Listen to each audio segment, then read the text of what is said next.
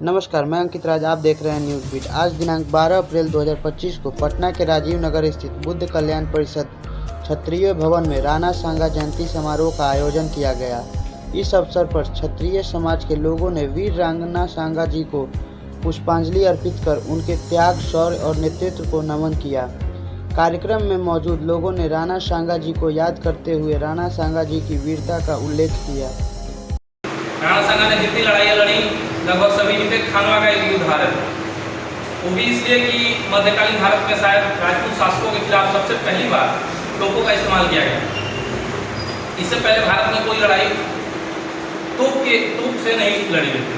तो तोपों को खत्म करने के लिए राजपूत शासकों ने क्या किया कि अपने सर दे गए और तोपों को निष्क्रिय किया, ताकि जो है चूंकि तोपों का उनके पास कोई जवाब नहीं था, तो तोप को निष्क्रिय कर देना एक जवाब था। तो उसके लिए उन्होंने अपना सर जो है तोप में दे दिया। इस तरह से खानवा का युद्ध बहुत संघर्षपूर्ण तरीके से लड़ा गया। उसमें ऐसा भी दिन आया जैसा लगा कि राणा सांगा जीत जाएंगे, लेकिन फिर किन्हीं कारणों से राणा सांगा हार गए। फिर बाद में राणा सांगा ने दोबारा हिम्मत जुटाई और दोबारा लड़ने की कोशिश की, लेकिन उन्हें अपने ही लोगों से विश्वासघात का सामना करना पड़ा और राणा सांगा को जहर दे दिया। हमारे शूरवीर योद्धा पूजनीय महाराणा सांगा जी, जिनका पूरा नाम संग्राम सिंह है, जिन्होंने इस देश, राष्ट्र, संस्कृति, सभ्यता के लिए लड़ा और इस सभ्यता को सुरक्षित रखा। जिस समय ये शासक थे उस समय तीन तरफ से इनके शत्रु राज्य थे, जिनके विरुद्ध इन्होंने लड़ाइयाँ लड़ी थी। गुजरात में अफगान, मालवा में खिलजी और उत्तर में तो लोधी। जिन शासक पे अभी वर्तमान में विवादित मुद्दा जो चल रहा है हमारे देश में, अब आप ये निर्णय कीजिए, जब ये लोधी से जब इनकी युद्ध हुई, इन्होंने 2 दफा लोधी को हराया, धौलपुर में, खतौली में। 1517 ईस्वी में खतौली के युद्ध में लोधी को इन्होंने परास्त किया।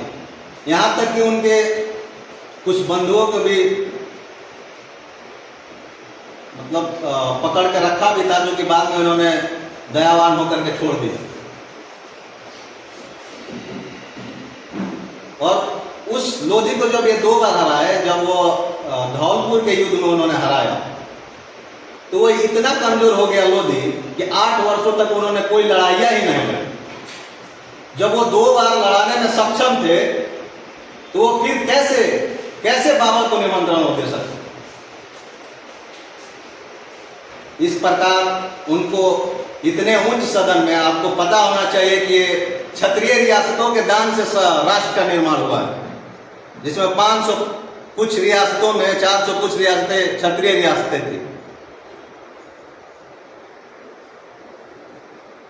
और इस तरह का विवादित बयान दे करके कि राष्ट्र में अखंडता को गृह युद्ध में धकेलने की जो ये तैयारी है, यह तो हमें लगता है कि यह सुनियोजित बयान है, जिससे एक राजनीति की जा सके। जबकि हमें राजनीति, राष्ट्र के योद्धा होने के नाते हमें जाति धर्म से उठकर इनको देखना चाहिए था। जहां आप इसे एक जाति के बंधन में बांध करके इन्हें अपमानित करने का कार्य किया है, आप उच्च सदन में होकर। तो मैं बस इतना ही कहना चाहूँगा। ये था इनका इतिहास, जितना कि मैं जान पाया हूँ, पढ़ पाया हूँ, समझ पाया हूँ। तो अभी सभी क्षत्रिय युवा बंधु से यही आग्रह है कि आप अपने इतिहास को जाने, समझे और आगे भविष्य का निर्माण करने के लिए हमें इतिहास की तरफ देखने की जरूरत होती है। ऐसा कहा गया है कि जो समाज अपने इतिहास को नहीं जानता, वो समाज अपने भविष्य का निर्माण नहीं कर सकता। द्वंद्व कहाँ तक पाला जाए, युद्ध कहाँ तक टाला जाए, तू भी है राणा का वंशज, फेंक जहां तक भाला जाए।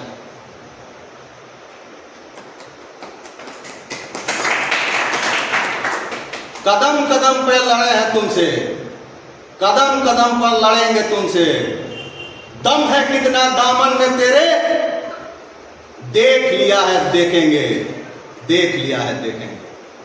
देश के महापुरुषों के बारे में समय समय पे कभी राणा सांगा जी को लेके, कभी छत्रपति महाराज जी को लेके, महाराणा प्रताप को लेकर, ऐसे वीर कुंवर सिंह को लेकर ऐसी घटनाएं घटती रहती है जिसको समाज कभी स्वीकार नहीं करेगा। क्षत्रिय समाज का इतिहास इतना गौरवान्वित इतिहास रहा है जिसकी कल्पना भी करना सभी के लिए आसान नहीं है।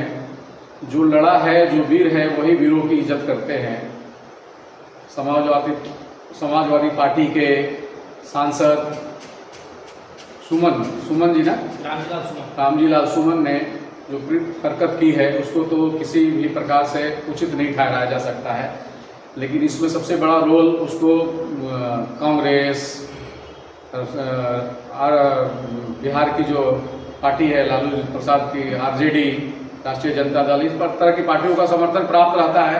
वो लोग चाहते हैं कि समाज को तोड़े और सनातन कमजोर हो और हम कैसे इस सत्ता में आए, उस सत्ता का लाभ और उसका भोग करें, इस प्रकार की इनकी हमेशा मंशा रहती है। हमें टूटना नहीं है, ऐसे लोगों के कारण से एकजुट होकर रहना है। महापुरुषों का सम्मान, उनसे आप बहुत ज़्यादा अपेक्षा कर भी नहीं सकते हैं। जैसा कि आप सभी से छुपा नहीं है महाराणा सांगा जी का इतिहास, सभी लोग थोड़ा बहुत तो जानते ही हैं कि इन्होंने क्या किया था और क्या नहीं किया था। तो इसी को लेकर के हम लोग आज इनका जयंती समारोह मना रहे हैं। और हाल ही में कुछ विवादित बयान एक उच्च सदन के नेता के द्वारा दिया गया जो कि अशोभनीय था, असंवैधानिक था, जिसको लेकर के हमारे समाज के बहुत सारे लोग उस पर आक्रोश व्यक्त करने के लिए आज रैली का भी आयोजन किए हैं। तो हम लोग की यही मांग है कि वैसे तो सदन से उसको एक्सपंज कर दिया गया है उनके बयान को, लेकिन उस पर एक हम लोगों की ये मांग है कि एक ऐसा बने कि ताकि किसी भी जाति धर्म के महापुरुषों का अपमान ना हो सके। वो सड़क से लेकर सदन तक किसी भी महापुरुषों का अपमान ना हो, चाहे वो किसी जाति धर्म से आते हों, जिन्होंने राष्ट्र और धर्म में, राष्ट्र निर्माण में और देश के निर्माण में अपनी भूमिका निभाई। राणा सांगा जयंती समारोह इस प्रकार का देश भर में मनाई जाती है। आज भी अपने युवा साथियों ने जो इस कार्य को, इस सराहनीय कार्य को किया है, उसके लिए मैं इन लोगों को कोटि कोटि शुभकामनाएं देता हूं। देश में ऐसी कुछ शक्तियां हैं जो हमेशा राजपूतों का, क्षत्रियों का अपमान करती आई हैं। उससे विचलित नहीं होना है। मन को कष्ट तो ज़रूर होता है, लेकिन ऐसे ही कहते हैं ना कहावत, हाथी चलता तो कुत्ते भौंकते रहते हैं, तो उसमें ज़्यादा जाने की ज़रूरत नहीं है। कौन करते हैं ये सब? जो भी करते हैं, जो सनातन को एक नहीं देखना चाहते हैं, इतिहास जो है देश का गौरवान्वित इतिहास को, उसको वो स्वीकार नहीं करना चाहते हैं, तो सत्य को तो स्वीकार करना ही पड़ेगा। क्षत्रियों का जो एक गौरवान्वित इतिहास रहा है उसको कभी भूला नहीं जा सकता है। अब आप लोग के अगला कदम क्या है? हम इसका विरोध करते हैं। इसका जितना भी हो सकता है देश के हर कोने में इसका विरोध किया जाएगा। इस प्रकार की जो भाषाएं बोलते हैं उनको हम लोग एक लोकतांत्रिक तरीके से इसका विरोध करेंगे और इसको देश भर में इसका विरोध आपको आंदोलन के एक राणा सांगा जी का जो अपमान पीछे दिनों संसद में देखने को मिला समाजवादी पार्टी के सांसद के द्वारा, इसका कई स्थानों पे बहुत घोर विरोध हुआ है और आगे भी इस संगठन के माध्यम से इसका विरोध किया जाएगा। महापुरुषों का अपमान कभी भी बर्दाश्त नहीं कर सकता है देश के लोग। राणा सांगा की आज जन्म जयंती समारोह का आयोजन किया गया बुद्ध कल्याण परिषद पटना राजीव नगर में। इसका वैसे तो हम लोग जयंती का आयोजन हमेशा करते रहे हैं, जितने भी हमारे महापुरुष हैं उनकी जन्म जयंती समारोह, पुण्यतिथि समारोह हम लोग आयोजित करते रहे हैं। लेकिन विशेषकर ये जन्म जयंती समारोह इस संदर्भ में खास हो जाता है कि विगत दिनों सपा के सांसद रामजीलाल सुमन द्वारा राज्यसभा में एक स्टेटमेंट दिया गया कि राणा सांगा के हम लोग जो मतलब राणा सांगा के वंशज हैं वो गद्दार हैं, क्योंकि राणा सांगा गद्दार थे। लेकिन वस्तुतः बात ये नहीं है। ये बहुत ही दुर्भाग्यपूर्ण है कि एक ऐसे योद्धा जिसके शरीर पर 80 घाव थे, जिसने पूरे सभी वर्गों को साथ लेकर, यहाँ तक कि मुस्लिम वर्गों को भी साथ लेकर और लड़ाई लड़ी, और हसन खां मेवाती उनके कमांडर थे, और वैसे लोगों को साथ लेकर लड़ाई लड़ी। उनके खिलाफ इस तरह का स्टेटमेंट देश के लोकसभा या राज्यसभा कहीं भी दिया जाता है वो निंदनीय है, चाहे किसी भी पार्टी के नेता के द्वारा दिया जाए।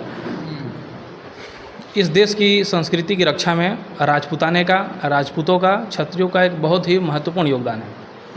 चाहे वो गुजरात के राजपूत हों, चाहे वो मालवा हो, चाहे वो हिमाचल के कटोच हों, चाहे वो जम्मू के डोगरा हों, चाहे वो राजस्थान के राजपूत हों, चाहे वो बिहार के राजपूत हों, चाहे वो उत्तर प्रदेश के राजपूत हों, तो सभी राजपूतों का बहुत बड़ा योगदान है। आप बुद्ध कल्याण परिषद की चारों तरफ दीवार पर देख सकते हैं, विभिन्न कालखंडों में राजपूतों द्वारा किए गए त्याग और बलिदान को यहाँ दर्शाया गया है। यहाँ आपको सतयुग, त्रेता, द्वापर, कलयुग सब जगह सब तरह के लोग मिल जाएंगे। सब मतलब महापुरुष अलग अलग कालखंडों में हुए महापुरुषों की यहाँ पे विवरणी दी गई है। तो हम लोग का ये कहना है कि राणा सांगा पे जो टिप्पणी रामजी लाल सुमन द्वारा दी गई थी वो हम लोग समाज उसकी निंदा करता है, हिंदू समाज भी उसकी निंदा करता है। वो भारतीयता का अपमान है, भारतीय संस्कृति का अपमान है, और क्षत्रिय समाज का तो अपमान है ही। और ऐसे लोगों को करारा जवाब दिया जाएगा। रामजी लाल सुमन का विरोध भी किया जाएगा, और सरकार से ये हम लोग का मांग है कि राणा सांगा की जो स्मारक है, बहुत भव्य स्मारक खानवा में बनाया जाना चाहिए। और साथ ही साथ राणा सांगा के जो इतिहास है उसको जो है पाठ्य पुस्तकों में अच्छे से पढ़ाया जाना चाहिए, ताकि इस तरह की मानसिकता देश में ना पैदा हो। मेवाड़ के गौरव राणा सांगा जी के जन्म जयंती पे उनको कोटि कोटि नमन। उन जैसे महान योद्धाओं के चलते आज भारत भूमि सुरक्षित है, अपना देश, धर्म और संस्कृति सुरक्षित है। कारण राणा सांगा जी ने 100 से ज़्यादा युद्ध लड़े और लगभग सभी युद्धों में उन्होंने जीत हासिल की। उनके शरीर पर 80 घाव थे। उनका एक आँख भी क्षतिग्रस्त हो गया था युद्ध में, एक हाथ भी क्षतिग्रस्त हो गया था। इसके बावजूद उन्होंने 100 युद्ध लड़ी और अपने धर्म की रक्षा, अपनी मातृभूमि की रक्षा, अपने हिंदू और सनातन समाज की रक्षा के लिए अपना बलिदान दिया। परिवार का, समाज का बहुत बड़ा योगदान। सैकड़ों वर्षों तक मेवाड़ के लोग, राजस्थान के क्षत्रिय और राजपूत लोग अपना बलिदान दिए। कारण मुग़लों का जो अटैक हो रहा था वो पश्चिमी तरफ से, सऊदी अरब से हो रहा था। उस समय राजस्थान भारत का पहला बॉर्डर एरिया होता था। अंकित राज, न्यूज़ बीट, पटना।